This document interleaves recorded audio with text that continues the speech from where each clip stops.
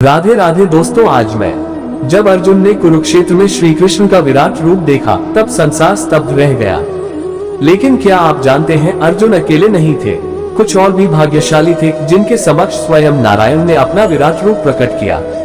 आइए जानते हैं उन अद्भुत घटनाओं की भावुक कहानियां। पहला नंबर, महाभारत युद्ध आरंभ होने ही वाला था। अर्जुन का मन मोह में डोल रहा था। तभी भगवान श्री कृष्ण ने गीता का उपदेश देते हुए कहा, हे पार्थ, तू मेरा विराट रूप देख। और तभी सहस्रों सूर्यों की चमक समेटे, करोड़ों मुखों और हाथों से युक्त त्रिलोकी को अपने भीतर समेटे विराट रूप प्रकट हुआ।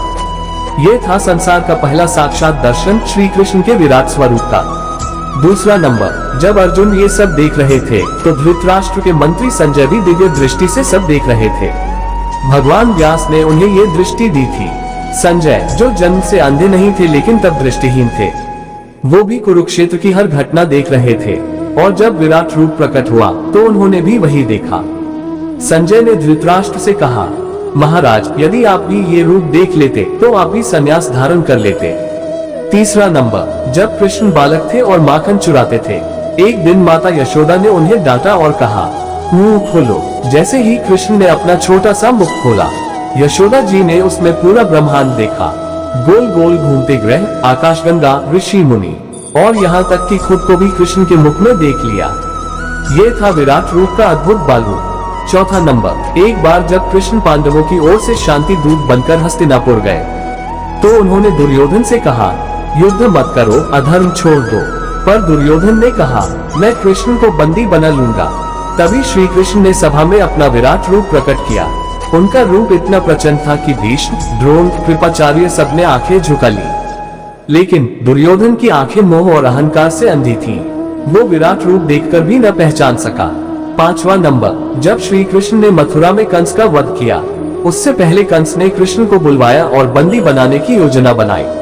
पर जैसे ही कृष्ण राजसभा में आए, उन्होंने कंस को चेतावनी दी और अपने विराट रूप का आभास कराया। कंस ने कुछ पल के लिए अपने अंत को देखा, पर तब तक देर हो चुकी थी। जब अक्रूर जी श्री कृष्ण और बलराम को मथुरा ले जा रहे थे, रास्ते में वे यमुना किनारे रुके। अक्रूर जी ने स्नान के लिए जल में डुबकी लगाई और जब वे ऊपर आए तो देखा जल में श्री कृष्ण और बलराम नारायण और शेषनाग के रूप में हैं। अक्रूर जी ने वही दिव्य दर्शन किए। उनका हृदय कांप उठा, क्या मैं स्वप्न देख रहा हूँ? नहीं, ये सत्य है। छठा नंबर, उद्धव श्री कृष्ण के परम सखा थे। जब श्री कृष्ण द्वारका छोड़ने वाले थे, उन्होंने उद्धव को उद्धव गीता दी, जिसमें उन्होंने अपने स्वरूप का वर्णन किया। उद्धव ने शरीर से नहीं परंतु भक्ति और ज्ञान से श्री कृष्ण के विराट स्वरूप को अनुभव किया। अर्जुन ने श्री कृष्ण का विराट रूप युद्ध भूमि में देखा।